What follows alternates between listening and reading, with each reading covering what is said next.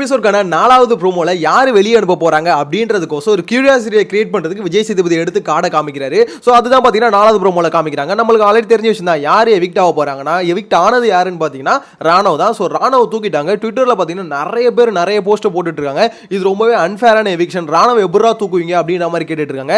அது அன்ஃபேரான்னு பார்த்தீங்கன்னா கிட்டத்தட்ட அப்படி தாங்க, அன்ஃபேர்னு தான் சொல்லணும். ஏன்னு பார்த்தீங்கன்னா ராணவ் வந்து பார்த்தீங்கன்னா அன்அஃபிஷியல் ஓட் போடல, கிட்டத்தட்ட 3வது இடத்துல இருக்காரு. எங்க தீபக், ரயன், அதுக்கு அடுத்து ராணவ், அப்படி 3வது இடத்துல ஓட்டு வாங்கிட்டு இருக்கு. கிட்டத்தட்ட 80,000 ஓட்டுன்னு நினைக்கிறேன். ஸோ அந்த அளவுக்கு ஓட்டிங்க வச்சுட்டு இருக்க ராணவ் எவிக்ட் ஆயிட்டாரு. அப்படின்னும் போது பவித்ரா ஏன்டா எவிக்ட் ஆகல அப்படின்ற கேள்வி எல்லாருக்குமே வருது. எல்லாருமே இந்த கேள்வியை கேட்டுட்டு இருக்காங்க. ஏன்னு பார்த்தீங்கன்னா பாட்டம்ல பார்க்கும்போது மஞ்சரி இருக்காங்க, அதுக்கடுத்து ஜாக்லின் இருக்காங்க, அதுக்கு மேல பவித்ரா இருக்காங்க, விஷால் இருக்காங்க. ஓகேங்களா? ஸோ இதுல வந்து பார்த்தீங்கன்னா ஜாக்லினை தூக்க மாட்டாங்கன்னு தெரியும், ஏன்னா கண்டென்ட் வேணும்னு வச்சுக்கோங்களேன். பவித்ராவை ஏன் தூக்கல அப்படின்ற ஒரு கேள்வி எல்லாருக்குமே வரும். ராணவ் 3வது இடத்துல இருக்க ராணவ தூக்குறீங்க, அப்போ பவித்ராவை தூக்கலாம், அப்போ உங்க மோட்டிவ் என்ன? சேனல் ப்ராடக்ட் எல்லாத்தையும் கரெக்டாக பாதுகாக்கிறீங்களா அப்படின்ற மாதிரி கேள்வி நான் கேட்கல. ராணவோட ஃபேன்ஸ், சப்போர்ட்டர்ஸ், ராணவோட டீம் எல்லாருமே கேட்டுக்கிட்டு இருக்காங்க. இது ரொம்பவே அன்ஃபேர், ஏன்டா இந்த உங்களுக்கு இந்த பொழப்பு அப்படின்ற மாதிரி கேட்குறாங்க. ஒரு பக்கத்தில் அவங்கள கேட்கறது கரெக்டாக தப்பான்னு பார்க்கும்போது கொஞ்சம் கரெக்டுன்னு தான் தோணுது. யோசிச்சு பாருங்களேன், 3வது இடத்துல ஓட்டிங்ல இருக்கான். இது வரைக்கும் பார்த்தீங்கன்னா எவிக்ட் ஆனது இருக்குல்ல. ஸோ இந்த அன்அஃபிஷியல் ஓட் போல மேக்ஸிமம் பார்த்தீங்கன்னா மேட்ச் பண்ணுற மாதிரி தான் இருக்கும். பாட்டமில் இருக்க 1-2 மிஸ் ஆகும். இப்போ ஃபார் எக்ஸாம்பிளுக்கு பார்த்தீங்கன்னா லாஸ்ட்டில் மஞ்சரி இருக்காங்களா, அதுக்கு மேலே ஜாக்லின் இருக்காங்களா, அதுக்கு மேலே விஷால் இருக்காரு. இப்போ ஜாக்லின் போவோம், விஷால் போவாங்க, அந்த மாதிரி கொஞ்சம் சேஞ்சஸ் இருக்குன்னு வச்சுக்கோங்களேன். ஆனால் அதுக்குன்னு 3வது இடத்துல இருக்க ஒருத்தனை தூக்கி போட்டு அது எப்படி சொல்றது, பவித்ராவெல்லாம் உள்ள வைக்கிறாங்கன்னா பவித்ரா வந்து பார்த்தீங்கன்னா விஷாலுக்கு மேலே தான் இருக்காங்க. ஸோ அப்படின்னும் போது அப்போ அவங்கள உள்ள வைக்கிறாங்கன்னா காரணம் என்ன? ஸோ இவங்க வந்து பார்த்தீங்கன்னா பேக் பண்ணுறாங்க.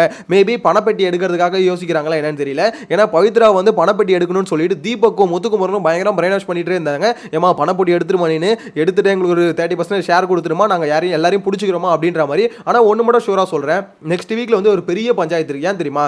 நிறைய பேர் உள்ள வராங்க, அதாவது ஓல்டு கண்டஸ்டன்ஸ் எல்லாமே உள்ள வராங்க. அதில் சில பேர் வந்து நான் சில பேர் அடிக்க போறேன்னு சொல்லிட்டு உள்ள வராங்க, டார்கெட் மைண்டை செட் பண்ணிட்டே உள்ள வராங்க. ஸோ அப்படின்னும் போது எல்லாமே நெக்ஸ்ட் வீக்கில் மாறப்போது. இந்த பணப்போட்டி எடுக்கிறதுக்கு கிட்டத்தட்ட நிறைய பேர் அடிச்சுக்க போறானுங்க அப்படின்ற மாதிரி கிளியரா தோணுது. குறிப்பாக சொல்ல வச்சுக்கோங்களேன், முத்துக்குமரனே பணப்பட்டி எடுக்கிறதுக்கு வாய்ப்பு இருக்கும் அப்படின்ற மாதிரி தோணுதுங்க. இது வரைக்கும் நான் அப்படி யோசிக்கல. இப்போ இந்த ப்ரோமோ இன்னைக்கான எபிசோடுக்கு டீட்டெயில்ஸ் எல்லாம் வரும்போது, சண்டே எபிசோடுக்கான டீட்டெயில்ஸ் எல்லாம் வரும்போது அதை யோசிக்கும் போது தான் தோணுது, இவ்வளோ அடி வாங்குறானே, இவன் வேற ஏதாவது யோசிப்பானா, ஒருவேளை ஓகே நம்ம வந்து இப்படி வின்னர் ஆகிறதுக்கு வாய்ப்பு இல்லை, மேபி பணப்போட்டி எடுத்துருவானோ அப்படின்ற மாதிரி யோசிப்பானா அப்படின்ற மாதிரி தெரியல. ஏன்னா சௌந்தர்யா எடுக்கிறதுக்கும் கொஞ்சம் வாய்ப்பு இருக்குன்னு வச்சுக்கோங்களேன். எல்லாமே பார்த்தீங்கன்னா இந்த எபிசோட், இந்த சாட்டர்டே சண்டே இருக்குல்ல, இந்த சாட்டர்டே சண்டேல வந்து அவங்களுக்கான ரெஸ்பான்ஸ் எப்படி இருக்குன்னு பார்ப்பாங்க.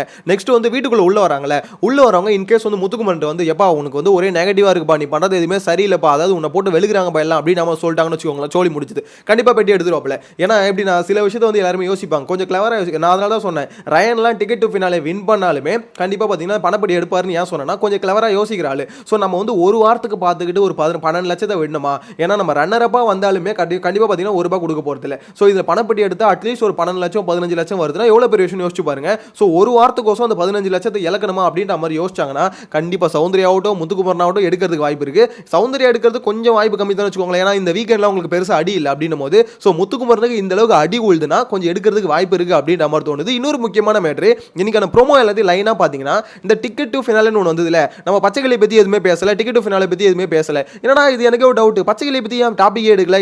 இந்த லாஸ்ட் வீக் ஃபுல்லாவே ப்ரோமோல பச்சைக்கிளி மட்டும் தான் இருந்தது. முத்துக்குமரன் இருந்தாப்புல பச்சைக்கிளி இருந்தது. ஸோ முத்துக்குமரனை போட்டு பொழந்துட்டாரு. சரி, பச்சைக்கிளியை பற்றி அட்லீஸ்ட் பாசிட்டிவாவது எந்த கேள்வியுமே கேட்கலையே, அப்போ என்ன நடக்குது இங்க அப்படின்ற மாதிரி தான் யோசிக்க தோணுது. ஏன்னா சண்டே வந்து ஒரே புகழ்ச்சி மலையில பொழிய போறாங்களா என்னன்னு தெரியல. ஏன்னா சண்டேக்கு தனியாக பச்சைக்கிளியை ஒதுக்கி வச்சிருக்காங்க போல டிக்கெட் ஃபினாலே கொடுக்கறதுக்கோசம். இன்னொரு ஒரு எப்படி சொல்றது, அந்த ட்விஸ்ட்னாங்களே, அந்த ட்விஸ்ட்டை பற்றி எந்த ஒரு ப்ரோமோலையும் பார்த்தீங்கன்னா சின்னதாக ஒரு சஸ்பென்ஸ் கூட வைக்கல. அதாவது அந்த ட்விஸ்ட்டை வந்து ரிவீல் பண்ணுற மாதிரியும் அந்த டிக்கெட் ஃபினாலே பாக்ஸை வந்து ஓப்பன் பண்ண இதெல்லாம் இருக்கும்னு நினச்சேங்க சத்தியமாக. நான் கண்டிப்பாக சண்டே எபிசோடில் இருக்கும்னு தான் நினைக்கிறேன். ஆனால் இந்த சாட்டர்டே எபிசோடில் இதுக்காக, ஏன்னா அவர் என்ன சொன்னார் பிக் பாஸ், சாட்டர்டே எபிசோடில் உங்களுக்கான ட்விஸ்ட், அதாவது இந்த மார்க் வந்து பார்த்தீங்கன்னா அப்போ தான் தெரியும் யார் வின்னர்னு, அப்போ தான் சொல்லுவார்னு. பிக் பாஸ் கரெக்டாக தெரிஞ்சால் சொல்லுங்கள், அவர் சண்டே எபிசோடில் தான் சொல்கிறார் அப்படின்னும் போது என்ன, அப்போ நீங்கள் ஷோவில் ஒன்று சொல்கிறீங்க, இங்கே ஒன்று சொல்லுங்க, மாற்றி பேசுறீங்க நீங்கள் அப்படின்ற மாதிரி தான் கேட்க தோணுது. இப்போ என்னன்னா ஆக்சுவலாக தேர்ட் ப்ரோமோ இப்போ தான் பேசணும்ல. ஸோ அந்த ப்ரோமோ பேசுனதுக்கு அப்புறமாவே எனக்கு ஒரு விஷயம் தோணுதுங்க. என்னன்னா இப்போ எல்லாருமே மாற்றி பேசுகிறாங்கன்னு சொல்லுவாங்க.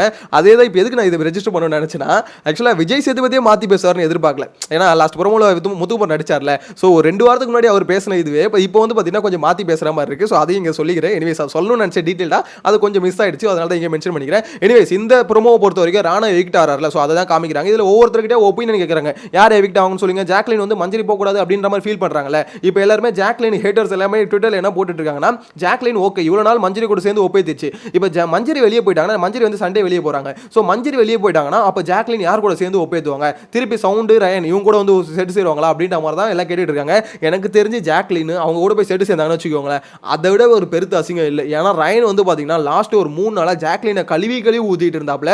அதாவது இது வந்து பார்த்தீங்கன்னா 12 வாரம் இந்த பீஸ்லாம் தாங்கினதே பார்த்தீங்கன்னா யார் கூடயோ ஒட்டிக்கிட்டு எமோஷனலாக ஒரு கேம் ஆடிட்டு இருந்தது. இல்லைன்னா இந்த பீஸ்லாம் வீட்டுக்குள்ள இருக்கவே இருக்காது அப்படின்ற மாதிரி பேசிட்டு இருந்தாப்புல ரயன். அதாவது ஜாக்லினுக்கும் சௌந்தர்யாவுக்கு பின்னாடி வாழ்ந்தே ஒரு 3 வாரத்தை ஓட்டின ரயன் வந்து பார்த்தீங்கன்னா ஜாக்லினை பற்றி ஒரு போன வாரம் வந்து சொல்லிட்டு இருந்தாரு. இந்த மாதிரி அவங்க வந்து பார்த்தீங்கன்னா இந்த மாதிரி எப்படி சொல்கிறது, அடுத்தவங்களோட எமோஷனோட கூடவே கேம் விளையாடுவாங்க, அதுதான் ஜாக்லினோட கேம் பிளேவே அப்படின்ற மாதிரி கழுவி ஊற்றிட்டு இருந்தாப்புல. ஸோ அப்படிப்பட்ட சூழ்நிலையில் இப்போ ஜாக்லின் திருப்பி ரயன் கூடயும் சவுண்டு கூடயும் செட்டு சேர்ந்து, அதாவது மஞ்சரி போனதுக்கப்புறம் சொல்கிறேன், ஆள் இல்லாமல் இவங்க கூட செட்டு சேர்ந்தாங்கன்னு வச்சுக்கோங்களேன், பெருத்த அசிங்கம் அப்படின்ற மாதிரி தான் சொல்ல தோணுது. என்ன பொறுத்த வரைக்கும் ஒன்று தாங்க, இந்த எவிக்ஷனில் ராணுவ எவிக் பண்ணது நிறைய பேர் சொல்கிற மாதிரி கொஞ்சம் அன்ஃபேர் தான். ஏன்னா எனக்கு உடன்பாடே இல்லை. ஏன்னா எப்படி சொல்கிறது, ராணுவ எவிக் பண்ணுறது நியாயம் இல்லை அப்படின்ற மாதிரி தான் சொல்கிறேன் தவிர எவிக் பண்ணவே கூடாதுன்னு சொல்லலை. ஏன்னா ராணுவ தூக்குறது அவங்களோட பிளானிங் என்னன்னா, இவன் எந்த டாஸ்க்கும் ஒழுங்காக விளையாட மாட்டான், எல்லா டாஸ்க்கையும் கொலாப்ஸ் பண்றான். ஃபர்ஸ்ட் விஷயம் ஒன்று, ஓகேங்களா. உன்னோட விஜய் சேதுபதியும் மதிக்க மாட்டான், இவனை வச்சு என்ன கண்டென்ட் பண்றதுன்னு தெரியல அப்படின்ற காரணமும் ரெண்டாவது இருக்குன்னு வச்சுக்கோங்களேன். இது எல்லாமே இருக்கு. இருந்தாலும் ராணுவ வந்து பார்த்தீங்கன்னா சில கோளாறு, அதாவது குழப்பம் பண்றதுக்குனே நான் இருக்கேன் அப்படின்ற மாதிரி தான் ராணுவ சொல்லிட்டு இருக்காரு. ஸோ குழப்பம் பண்றதுக்குனே நான் இருக்கேன்னு சொல்ற ராணுவ எனக்கு தெரிஞ்சு பவித்ரா கூட கம்பேர் பண்ணும்போது உள்ள வைக்கலான்னு தோணுது. யோசிச்சு பாருங்களேன். ஏன்னா ராணுவ மூலியமா இப்போ நேற்று தான் நினைக்கிறேன், நம்ம நேற்று கூட பார்த்தீங்கன்னா ராணுவுக்கும் முத்துக்குமருக்கும் ஒரு ஃபைட் வந்தது. ஏதோ ஒரு விஷயமா ஒரு டாஸ்க், பேசிக்காக ஒரு மைக் டாஸ்க் பண்ண சொல்லும் போது பார்த்தீங்கன்னா 2 பேருக்கு ஒரு ஃபைட் வந்துருச்சுன்னு வச்சுக்கோங்களேன். அது மூலியமா ஒரு கண்டென்ட் வந்ததா, ஹாட் ஸ்டாரில் ஒரு ப்ரோமோ விட்டீங்களே. ஸோ ராணுவுக்கு அதாவது வாங்குற சம்பளத்துக்கு நான் அட்லீஸ்ட் ஒரு ப்ரோமோவாவது உங்களுக்கு கொடுக்குறேன் அப்படின்ற மாதிரி இருக்காப்ல. பவித்ரா என்ன ப்ரோமோ விட்டீங்க யோசிச்சு பாருங்க. இந்த சாட்டர்டே எபிசோட இப்போ விஜய் சேதுபதி கேள்வி கேட்கும் போது மட்டும் தான் பவித்ரா ப்ரோமோல வராங்க அப்படின்னும் போது அப்போ என்னங்க கணக்கு அப்படின்ற மாதிரி தான் கேட்க தோணுது. ஏன்னா எப்படி சொல்றது, கண்டென்ட் இல்லைங்க. கிட்டத்தட்ட கடந்த ஒரு 4 வாரமாக பார்த்தீங்கன்னா பவித்ரா 4 வாரம் மோஸ்ட்லி கண்டென்ட் இல்லை, 4 வாரத்தில் பார்த்தீங்கன்னா மோஸ்ட்லி அதிகமாக கண்டென்ட் இல்லை. ஸோ அவங்க வந்து ஒரு பிரச்சனை வருதுன்னு வச்சுக்கோங்களேன், அவங்களுக்கே ஒரு பிரச்சனை வந்தால் கூட அது ஓப்பன் அப் பண்ணி பேசுறாங்கன்னு வச்சுக்கோங்க, ஆப்போசிட்ல இருக்க 2 பேர் வந்து கத்துனாங்கன்னா அடங்கி உட்காந்துடுறாங்க. அதுதான் பவித்ராவோட கேரக்டர். நான் பவித்ராவை தூக்கணும்னு சொல்லலை, நான் அது சொல்லவே இல்லை, ஓகேங்களா. அன்அஃபிஷியல் ஓட் போல பார்க்கும்போது விஷால், பவித்ரா, அதுக்கடுத்து ஜாக்லின், மஞ்சரி, இந்த 4 பேர் தான் இருக்கிறதுலே பாட்டம்ல இருக்கிறது. ஸோ இந்த 4 பேரை விட்டுட்டு 3வது இடத்துல இருக்க டாப்ல வந்து 3ல இருக்க ராணுவ வந்து தூக்குறீங்கன்னா அப்போ நீங்க சுத்தமாக ஓட்டிங் வந்து கன்சிடர் பண்ணல அப்படின்ற மாதிரி தான் தோணுது. இப்போ தான் எனக்கு என்னமோ தோணுது, நிறைய பேர் சொல்லுவாங்களே முத்துக்குமரெல்லாம் டைட்டில் அடிக்கிறது கஷ்டம் ப்ரோ, ஏன்னா சேனல் தான் டிசைட் பண்ணி கொஞ்சம் மாற்றிடுவாங்க அப்படின்ற மாதிரி. எனக்கு தெரிஞ்சு இப்போ தான் தோணுதுங்க இவங்க மாற்றுறதுக்கு வாய்ப்பு இருக்குது அப்படின்ற மாதிரி. ஏன்னா இப்போ இந்த மாதிரி நெரேட்டிவ் செட் பண்ணிக்கிட்டே போகிறாங்க. இப்போ முத்துக்குமரனை போட்டு பொலன்னு பொழகிறாங்களே. ஸோ இது வந்து நெக்ஸ்ட் வீக்கும் கண்டினியூ ஆச்சுன்னு வச்சுக்கோங்களேன். என்ன சொல்லிடுவாங்க, இவனோட கிராஃப் இறங்கிடுச்சுப்பா, அவ்வளோதான்ப்பா, இவனுக்கு வந்து ஓட்டிங் வந்து எப்படி அன்அஃபிஷியலாக தான் ஓட்டில் டாப்பில் இருக்கான், அன்அஃபிஷியல் இருந்தால் அஃபிஷியலில் இருந்து எல்லாம் மாறும். இப்போ என்ன சொல்கிறாங்க, இப்போ எப்படி ஒரு நெரேட்டிவ் செட் பண்ணுறாங்கன்னா அஃபிஷியல் ஓட்டிங் வந்து பார்த்தீங்கன்னா அன்அஃபிஷியலுக்கும் அஃபிஷியலுக்கும் சம்மந்தமே இல்லை அப்படின்ற மாதிரி தான் இப்போ சொல்கிறாங்க. கிட்டத்தட்ட அப்படி தானே. இப்போ 3வது இடத்துல இருக்க ராணுவ வந்து வெளியே போகிறாருன்னா அப்போ என்ன சொன்னோம், அன்அஃபிஷியலுக்கும் அஃபிஷியலுக்கும் சம்மந்தமே இல்லை, அஃபிஷியல் வந்து ஓட்டிங் வந்து மாறுது அப்படின்ற மாதிரி சொல்ல வராங்க. கரெக்டாக அதே தான் நாளைக்கு வந்து முத்துக்குமர் என்ன தான் அன்அஃபிஷியல் வந்து டாப்பில் லீடிங்கில் ஓட்டிங்கில் இருந்தாலும் ஃபினாலே வீக்கில் கடைசியில் என்ன சொல்லிடுவாங்க, இல்லை அவன் டாப்பில் வந்து அன்அஃபிஷியல் தான் இருக்கான், அஃபிஷியல் வந்து பார்த்தீங்கன்னா சௌந்தர்யா தாங்க இருக்கான் அப்படின்ற மாதிரி சொல்லிட்டு போயிட்டாங்கன்னா சிம்பிளாக முடிஞ்சுது. புரியுதுங்களா. டோட்டலாக பார்த்தீங்கன்னா கேமை வந்து தலைகீழ் அவங்களுக்கு ஏற்ற மாதிரி அழிச்சிட்டு புதுசாக எழுதிப்பாங்க அப்படின்ற மாதிரி எனக்கு நம்ம தோணுது. இந்த அன்அஃபிஷியலாக சுத்தமாக நம்பாதீங்க அப்படின்ற மாதிரி இப்பயே பார்த்தீங்கன்னா அவங்க ரெஜிஸ்ட்ரேஷனை போடுறாங்க. இதுதான் எல்லாரும் மக்கள் எல்லாம் ஏற்றுக்கோங்க, இப்படி தான் இருக்கும் ஃபினாலே வீக் அப்படின்ற மாதிரி சொல்கிறாங்க. ஸோ அதை வச்சு பார்க்கும்போது நிறைய பேர் ட்விட்டரில் சொல்கிறது என்னன்னா முத்துக்குமரன் டைட்டில் அடிக்கிறதுக்கு கொஞ்சம் வாய்ப்பு ரொம்பவே கம்மியாக இருக்குது, சேனல் எனக்கு தெரிஞ்சு கொஞ்சம் நெரேட்டிவ் மாற்றுறாங்க அப்படின்ற மாதிரி சொல்லிட்டு இருக்காங்க. ஸோ உங்களோட கருத்தை மறக்காம கமெண்ட்டில் மென்ஷன் பண்ணுங்கள். நீங்கள் யார் உண்மையிலே பார்த்தீங்கன்னா டைட்டில் அடிப்பாங்கன்னு நினைக்கிறீங்க. ஏன்னா இந்த சீசன் எந்த சீசனும் இல்லாமல் இந்த சீசன் பார்த்தீங்கன்னா யார் டைட்டில் வின்னர்னா கொஞ்சம் கன்ஃபியூஷனாக போயிட்டு இருக்கு. நம்ம ஒருத்தர் நினைக்கிறோம் இவர் வருவார் அப்படின்ற மாதிரி, இல்லை இவங்க வருவாங்க அப்படின்ற மாதிரி. ஸோ இது எல்லாமே பார்த்தீங்கன்னா ஒவ்வொரு வீக்கும் கொஞ்சம் கொஞ்சமாக சேஞ்ச் ஆகிற மாதிரி இருக்கு. அதுவும் இப்போ விஜய் டிவி பண்ணுறதுலாம் பார்க்கும்போது ஏதோ பெருசாக ஆப்ப தூக்கி வைக்க போறானுங்க அப்படின்ற மாதிரி தான் தோணுது. உங்களோட கருத்தை மறக்காம கமெண்ட்ல மென்ஷன் பண்ணுங்க. சேனலை ஃபர்ஸ்ட் டைம் பார்த்தீங்கன்னா சப்ஸ்கிரைப் பண்ணி வச்சுக்கோங்க. நெக்ஸ்ட் வீடியோல மீட் பண்ணலாம். Bye by.